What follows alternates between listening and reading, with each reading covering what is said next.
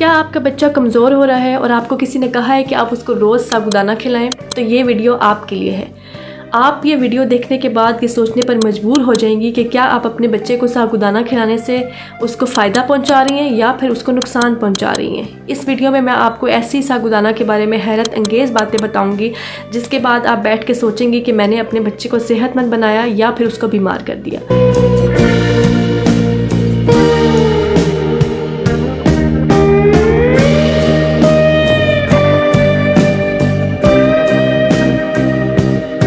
अस्सलाम वालेकुम, मेरा नाम है हीरा नवीद और आप देख रहे हैं the Heera Naveed YouTube channel.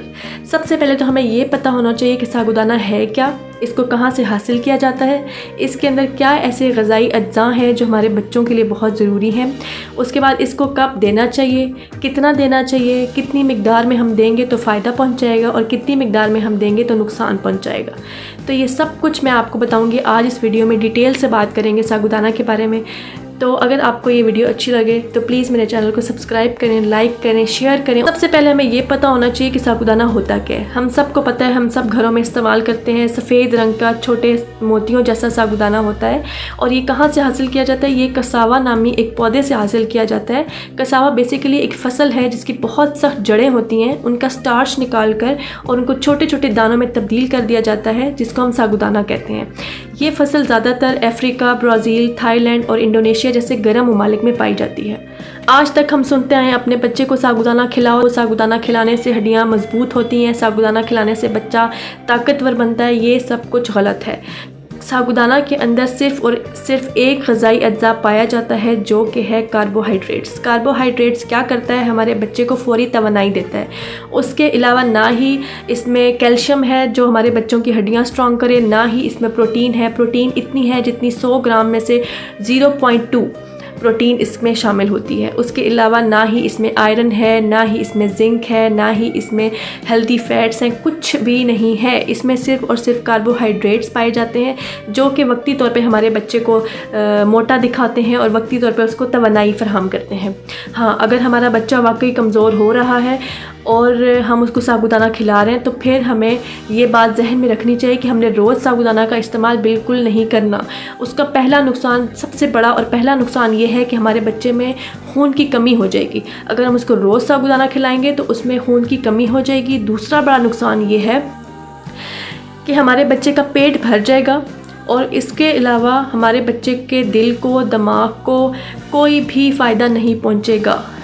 यानी कि हमारा बच्चा अगर साबूदाना खा रहा है तो वो सिर्फ उसको तवानाई मिल रही है, उसके अलावा उसके दिल को, दिमाग को, हड्डियों को कोई ताकत नहीं मिलेगी।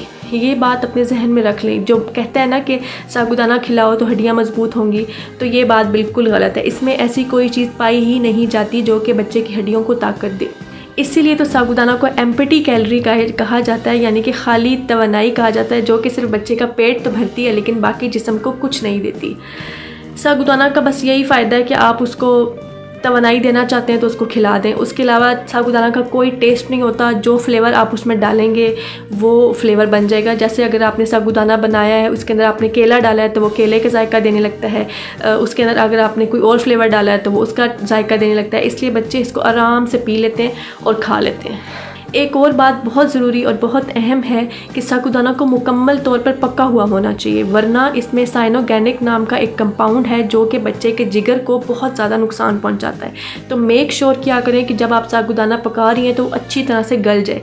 साबूदाना को आप बहुत सारे तरीक़ों से बना सकती हैं। अगर आप दाल के साथ उसको बनाएंगी तो भी वो टेस्टी और हेल्दी होता है। अगर आप उसको दूध के साथ बनाएंगी तो भी वो बच्चा आराम से खा सकता है। अब सवाल ये पैदा होता है कि आपने साबूदाना देना कब है। 4 माह से पहले आपने साबूदाना हरगिज़ बच्चे को नहीं देना, ना साबूदाना का पानी और ना ही साबूदाना। उसके बाद 8 माह से आप शुरू कर सकते हैं साबूदाना खिलाना और फिर आप उसको कभी कभार आप उसको साबूदाना खिला सकती हैं। मैं आप सब माओं से दरख्वास्त करती हूँ कि कभी भी बच्चे का वज़न देखकर उसकी सेहत का फ़ैसला ना करें। बराह करम अपने बच्चे को मुतवाज़न ग़िज़ा दें जिसमें अच्छी मिक़दार में प्रोटीन, फ़ाइबर, फ़ैटी एसिड्स, उसके बाद उसमें जिंक, आयरन, कैल्शियम सब कुछ हो। मेक श्योर किया करें कि हम अपने बच्चे को जो ग़िज़ा दे रहे हैं क्या वो मुतवाज़न ग़िज़ा है। उसके अलावा बच्चे को ऐसी आजमाइश में ना डालें कि बच्चा बीमार हो जाए या उसमें किसी भी चीज़ की कमी रह जाए, ताकि बच्चा जब ग्रोथ करे तो वैसी ग्रोथ ना कर सके जैसा दूसरा बच्चा करते हैं। उम्मीद करती हूँ आज की वीडियो से आपकी बहुत सारी गलतफहमियाँ दूर हो गई होंगी साबूदाना को लेकर, और आपको बहुत ज़्यादा रहनुमाई मिली होगी, और आज के बाद आप अपने बच्चे को मुतवाज़न ग़िज़ा ही खिलाएंगी। अगर साबूदाना का इस्तेमाल करवाएं, बेशक बिल्कुल करवाएं, कभी कभार करवाएं। अगर वो बीमार है तो फिर आप ज़रूर करवाएं कि उससे बच्चे को फ़ौरी तवानाई मिलती है। पहले इल्म और फिर अमल, यही बेहतरीन वालिदैन की पहचान है। मुझे दीजिए इजाज़त। अल्लाह हाफ़िज़।